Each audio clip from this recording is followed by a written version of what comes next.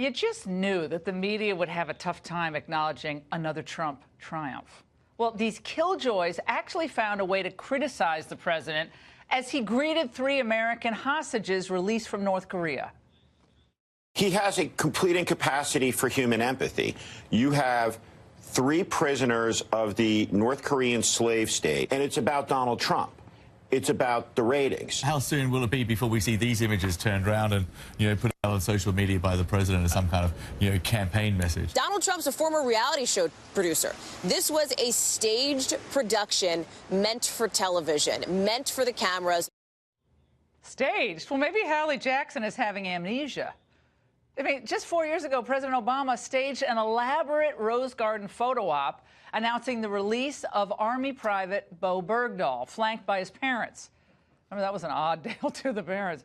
Never mind that Obama traded 5 terrorists in Gitmo for Bergdahl, who pled guilty in November to desertion and endangering his fellow troops.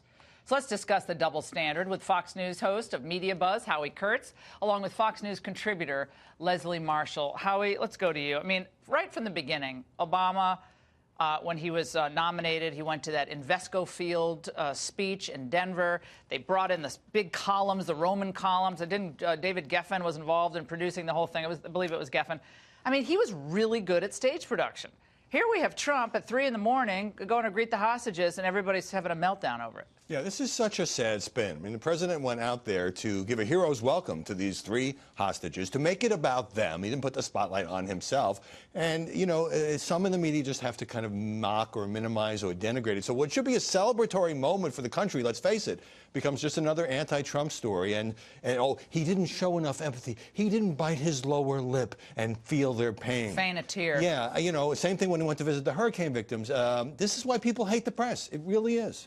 Leslie, here's a Yahoo headline after this release of the hostages. Trump cheapens North Korean hostage return with ratings obsession. The president made an offhand comment about how we're going to get ratings at 3 in the morning. That's just from Trump. He's just making he's making an offhand comment. He's not making about himself getting ratings.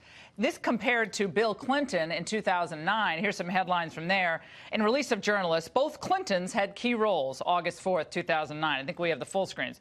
Bill Clinton and journalists in emotional return to U.S., August 5th, 2009, when he got prisoners released from North Korea. The double standard, I mean, whether you're Republican or Democrat, at least kind of have a modicum of fairness. Your comment.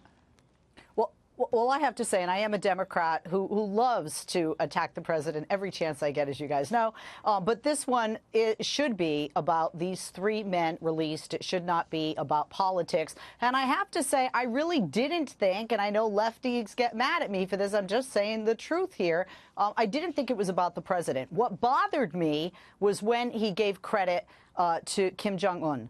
And that bothered me because these men were imprisoned. They were in the dark. They were not allowed to go outside. They were not given proper food or water or medical attention.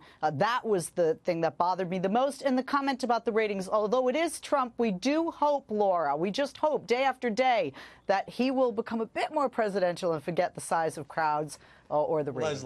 Leslie, there's a little inconsistency here. When President Trump was on Twitter attacking Little Rocket Man and all that, he was denounced as crazy, as bringing us to the brink of nuclear war. Yes, he's saying nice things about Kim now because he's going to meet him and try to negotiate, we'll see what happens, a nuclear disarmament. And I think that, a lot of things the president does are controversial. Withdrawing from the Iran nuclear deal, that's controversial. Bringing home American hostages, that's not controversial, even some of the media try to nip it. And I think nobody really thinks that the president believes that Kim Jong-un is a nice guy. I mean, he doesn't believe that. He says, Chuck Schumer and I are pals, or, maybe he's okay with Schumer every now and then, but they're not really pals. But this is part of the art of the deal for Trump, I think. And I think he knows that when he goes to Singapore on June 12th, this is going to be a dicey deal. North Korea, no one really trusts them. We've had a long history of their going back on their agreements. Just ask Madeleine Albright. And so I think he goes in with eyes wide open. I just think it's very, very important for all the Americans who are watching the show tonight to remember how the press treat Democrats when they have some good news for the country versus how they treat this president, when we've had multiple successes and yet the coverage is just not anywhere near balanced. Howie, before we let you go, Do you think the American people are kind of tuning out a lot of this, though, now, given that the numbers are going up for Trump? Tuning what out? Tuning out the bias. I mean, they're just treating the press like they're irrelevant. I think that a lot of people, I mean, particularly Trump supporters, but others, have concluded that this president is never going to get a fair shake from the media. I call it Trump trauma, and we're seeing more evidence of it. Thank you both.